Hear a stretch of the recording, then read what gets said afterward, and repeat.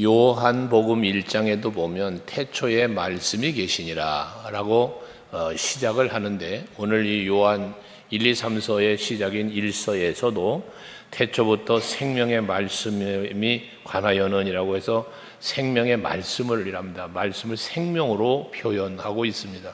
여기서 말하는 생명은 영생을 말하는 것으로서 우리가 영원히 죽었던, 죄로 인하여 영원히 죽었던 우리가 그 죄를 사함받고 다시 살아나는, 그래서 그 생명은 영원한 생명임을 말씀하고 있는 것입니다. 그래서 사도 요한은 이 말씀을 생명으로 표현한 것처럼 항상 영생에 대한 말씀을 많이 해요.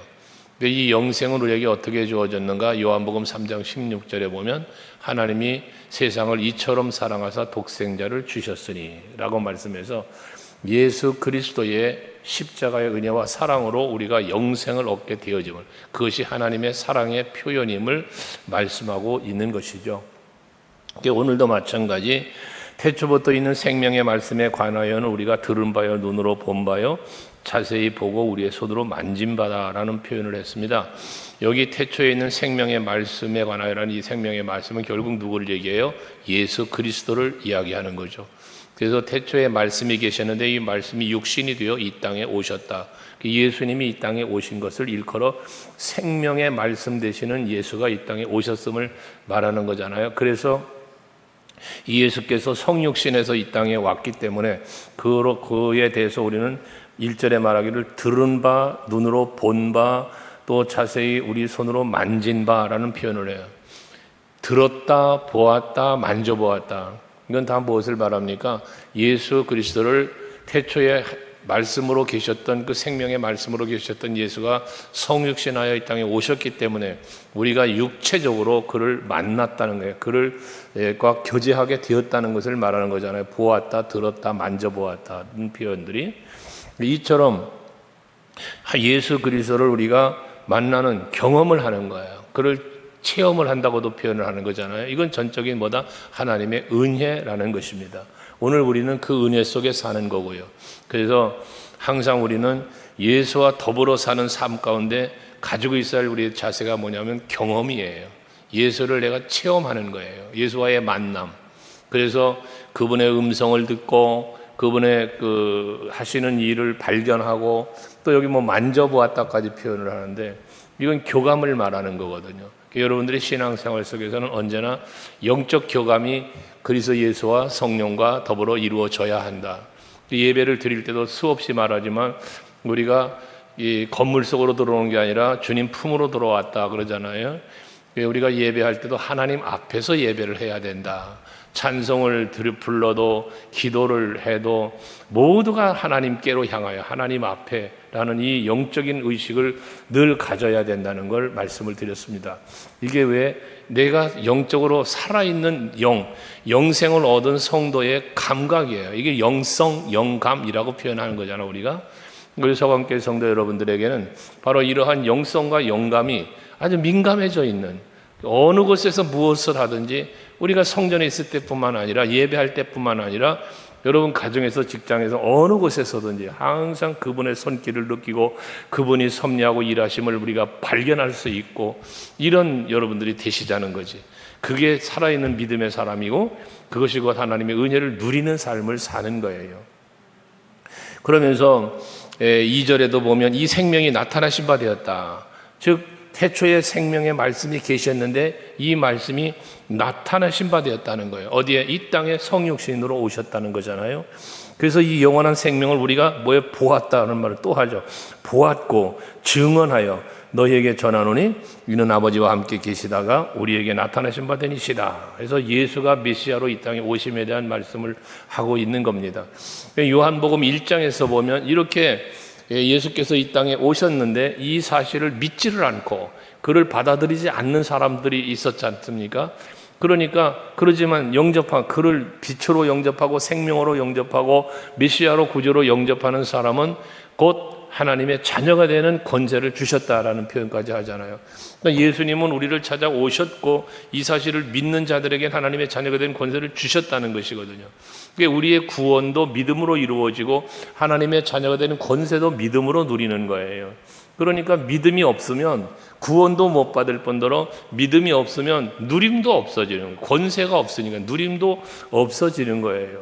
여러분, 믿음의 사람 여호수아 갈렙은 가나안 땅을 정탐하고 정탐하는 과정도 돌아와서도 누리는 거예요. 가보니까 너무 아름다운 땅이에요. 너무 막 풍요로운 땅인 거예요. 그러니까 이 땅 하나님이 우리에게 주신다고 했으니 주실 것인데 우리 이 땅에 들어오면 얼마나 좋을까, 이걸 생각하니까 그게 뭐예요? 믿음이잖아요. 믿음으로 눈을 들고 믿음으로 바라보니 그 땅을 정탐하는 내내 즐겁고 얼마나 행복했겠어요. 돌아와서도 그 믿음의 고백을 하는 거고요. 그런데 함께 갔던 10사람은 믿음이 없으니까 그들의 그 네피림 안악자손 같은 그 모습을 보면 두려운 거예요. 그러니 정탐하는 동안도 얼마나 두려웠겠어요. 근심했겠어요. 저 사람들한테 붙잡히면 죽을 텐데 여기 와봐야 저 사람들하고 비교해보니 메뚜기 같은데 얼마나 불안해요. 행복이 없어, 평안이 없어요. 무엇 때문에? 믿음이 없기 때문에인 거예요. 다윗과 골리앗 얘기하지만 골리앗을 쳐다보는 사울왕이나 백성들은 믿음의 눈이 열리질 않으니까 두려움만 보는 거예요.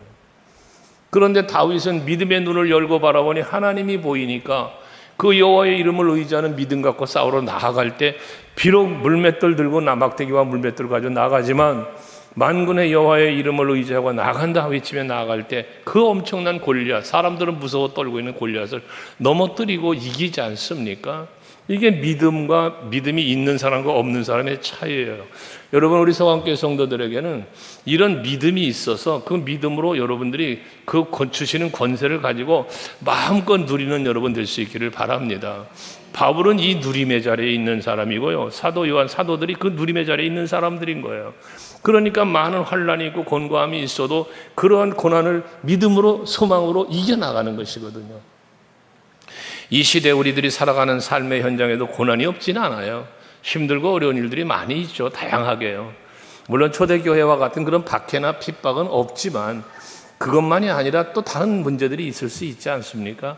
하지만 그런 모든 문제들이 있다 할지라도 우리는 바로 생명이 되시는 예수 그리스도의 빛 대신 예수 그리스도의 은혜 안에서 참된 평안을 우리는 누리는 거예요. 환경 때문에 누리는 게 아니에요. 어떤 상황 때문에 누리는 게 아니라 믿음으로 누린다 그 말이에요. 그러니까 상황은 힘들고 어렵지요. 환경들은 너무나 고달플 수 있지요. 그러나 우리는 하나님의 자녀된 권세를 가진 자요, 하늘의 소망을 갖고 사는 사람이기에 내가 어느 곳에 가든지 항상 주님은 나와 동행해 주시고 높은 보좌 버리고 이 땅에 나를 찾아오신 것처럼 내가 살아가는 삶의 현장에도 언제나 찾아오시고 함께 해 주신다는 사실을 우리는 믿기 때문에 그 믿음으로 누리는 누림이 있게 되어진다는 거예요. 사도 요한은 지금 이 사실을 너희에게 지금 내가 증거하고 있다는 이야기를 하고 있는 것입니다. 그래서 3절에 우리가 보고 들은 바를 너희에게도 전하는 것은 너희로 하여금 우리와 사귐이 있게 하려 함이다. 우리의 사귐은 아버지와 그의 아들 예수 그리스도와 더불어 누림이다 라고 말하고 있잖아요. 그러니까 지금 요한이 전하고 있는 이 복음은, 요한이 말하고 있는 이 생명의 말씀은, 뒤에 이제 하나님은 빛이라는 말씀을 하시는데 이 빛 대신 예수를 전하고 있는 이유는 바로 요한이 그 예수 그리스도 안에서 앞에 보았다, 들었다, 만져보았다, 이게 누림이라고 그랬잖아요. 이걸 누리고 있는 이 사실을 나만 누릴 것이 아니라 우리의 사귐이 너희에게도 있길 원한다는 거예요. 그러니까 여러분들이 복음을 전하는 것들도 그런 거잖아요. 내가 만난 예수를 전하는 거예요. 내게 베푸신 은혜를 은혜로 아는 사람이 이 은혜를 나누고 싶어지는 거예요. 내가 받은 사랑의 소중함을 아는 사람이 이 사랑 전하고 싶어지는 것이거든요. 이게 전도고 이게 선교고 그런 거지 않습니까? 우리가 해야 될 일이 바로 이와 같은 일인 것입니다. 특별히 이 주 안에서 하나 되어진 아름다운 사귐, 이 사귄다는 것은 하나됨을 말하는 것이잖아요.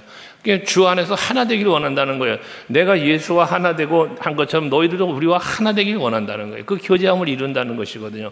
그 교제하면서 뭐라고 말합니까? 그 사귐은 아버지와 그의 아들 예수 그리스도와 더불어 누림이라는 표현을 해요. 누림이라는 말을 합니다.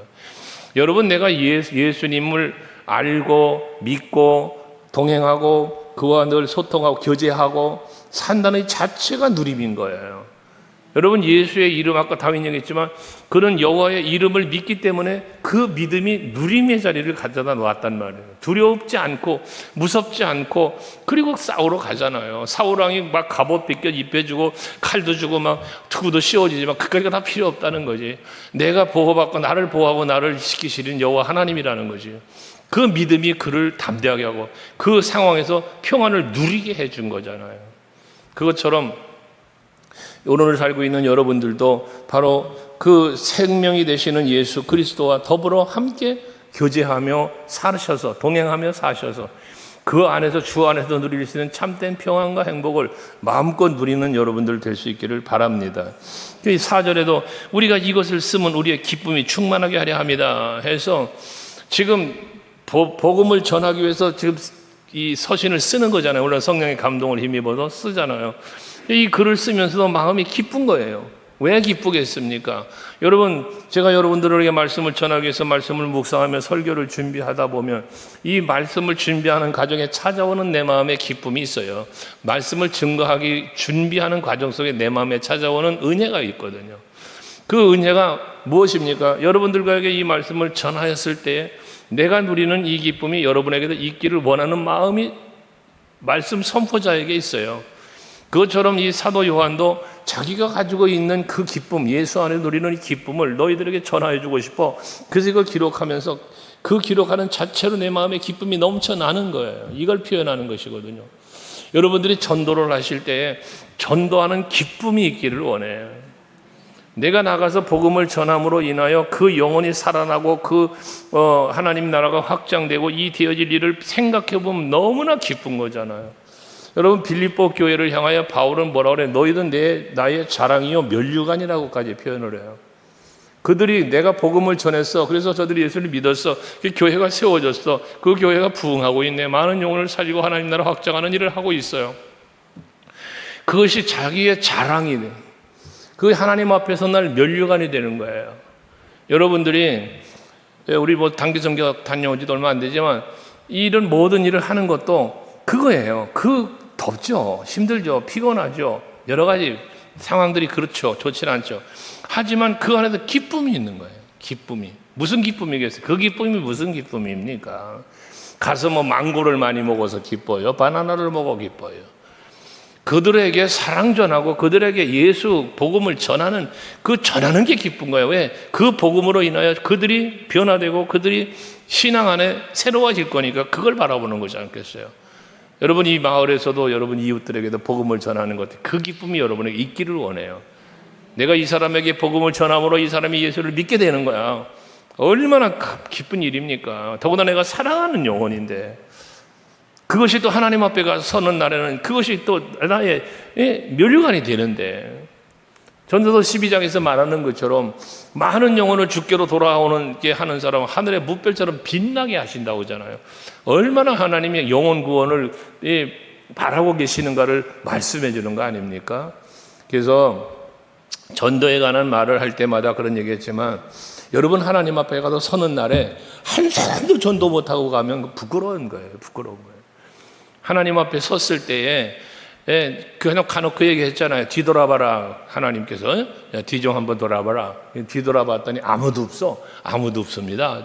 넌 세상에 살면서 한 사람도 전도 못했다. 그러고 꾸지람하면 어쩔 것이냐 그 말이요. 뒤를 돌아봐라 했더니 아유 많은 사람들이 있어.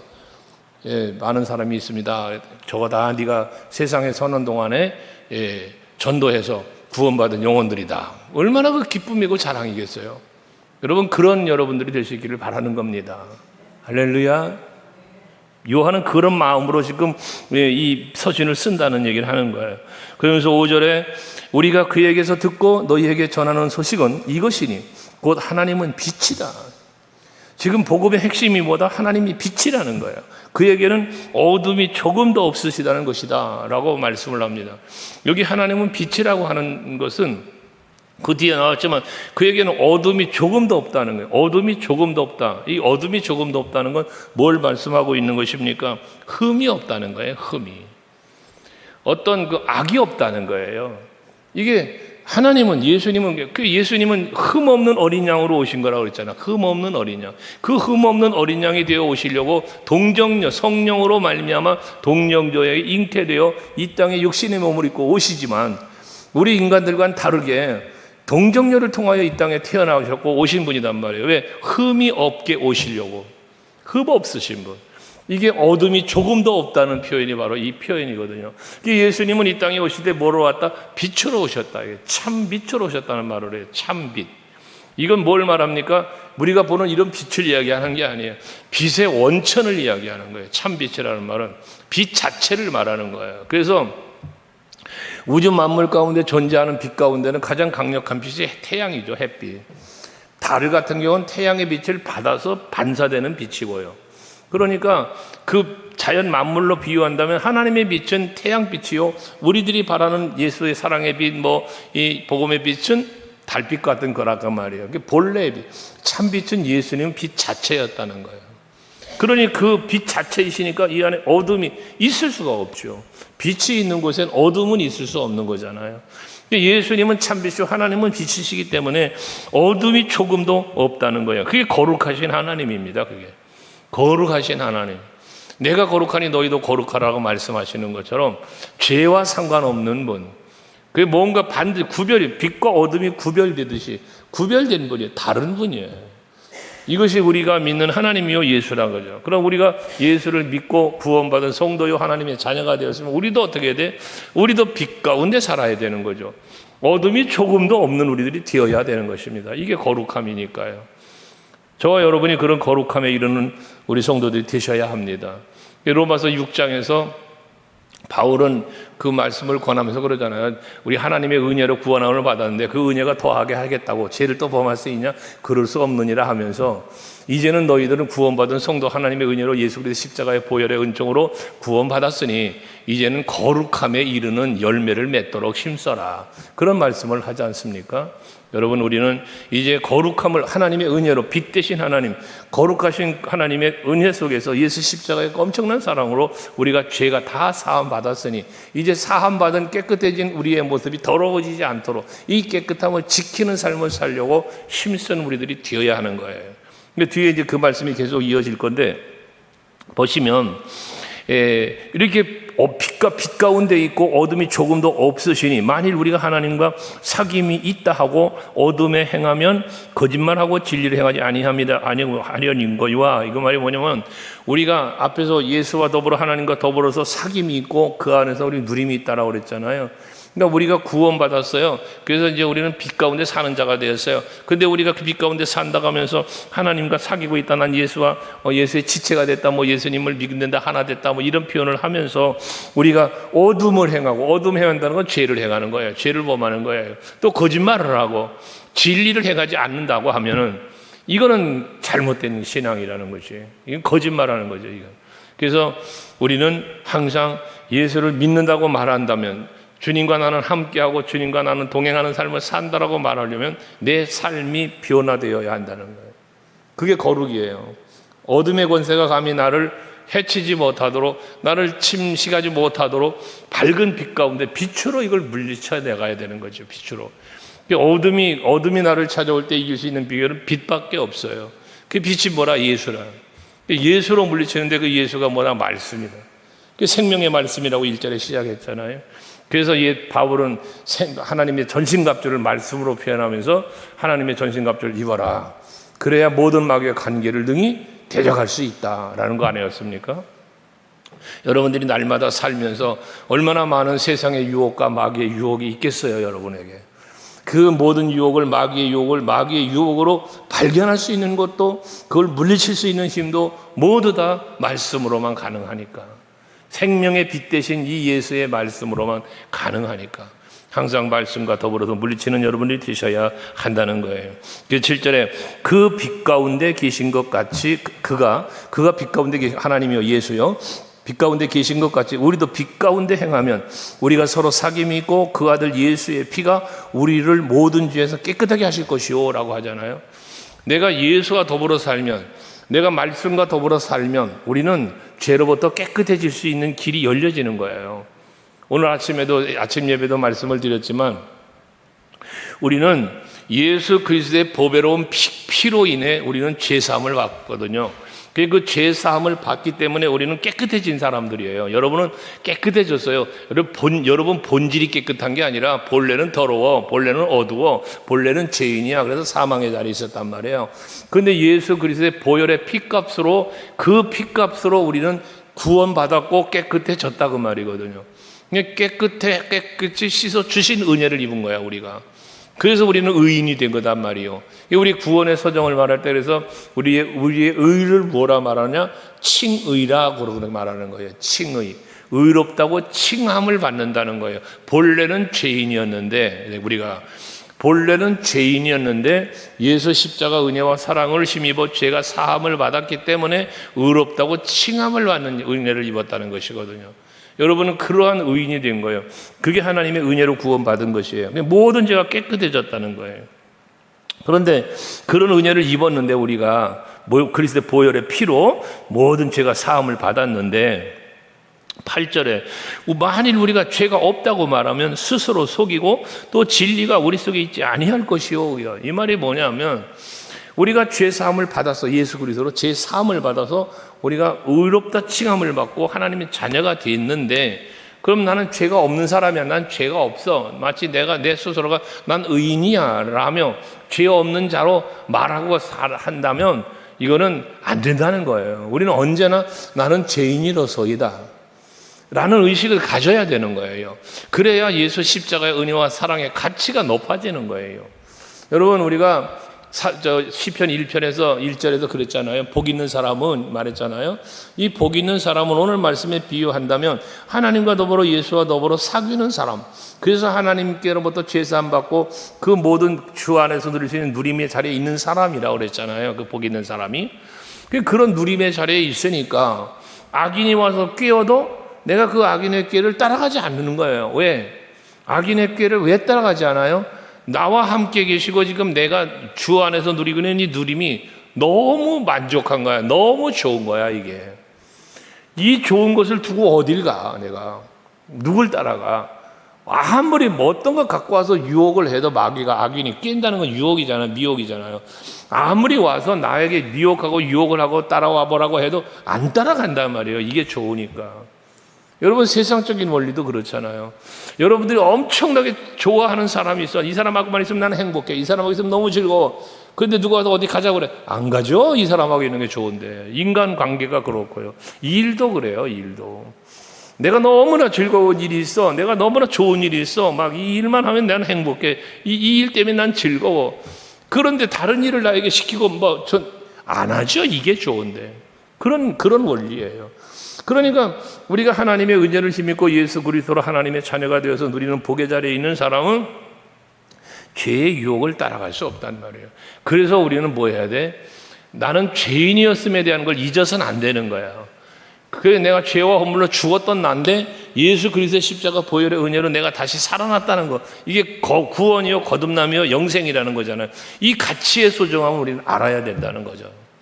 그래서 우리는 날마다 주님 앞에 우리가 죄인 됨을 고백하면서 그 죄 가운데서 우리를 지켜주시고 우리를 보호해 주시는 그 은혜 속에 거하면서 앞에 사귄다는 표현을 했는데 그런 사귐, 그런 함께함, 동행 이러한 삶이 이루어져야 된다는 사실을 말하는 거예요. 그래서 9절에 우리가 우리 죄를 자백하면 그는 미쁘시고 의로우사 우리 죄를 사하시며 우리를 모든 불의에서 깨끗하게 하실 것이요 라고 말하고 있습니다. 여기 죄를 자백한다는 것, 자백한다는 게 뭡니까? 내가 죄인이라는 사실을 깨닫는 거죠. 나는 죄인이야. 그러니까 죄인인 것을 깨달을 때 그 죄를 자백할 수 있는 거잖아요. 이 자백은 다른 말로 말한다면 회개예요. 회개. 그런데 이렇게 자백하고 회개할 때 하나님은 사함의 은혜를 베풀어 주신단 말이에요. 그는 미쁘시고 의로워서 우리가 우리 스스로 주여 나는 죄인이로서이다라고 죄를 자백하고 고백하면 그 하나님은 너무나 우리를 향한 사랑이 많으셔서 긍휼이 많으셔서 다 용서를 해주셔요. 아침에 안개가 해가 뜨면 사라지는 것처럼 기억조차 하지 않는다잖아요. 동에서 서가 먼 것처럼 이런 표현을 우리들이 많이 하셨잖아요. 뭐 양털처럼 쉬게 해주신다. 주홍같이 붉을지라도.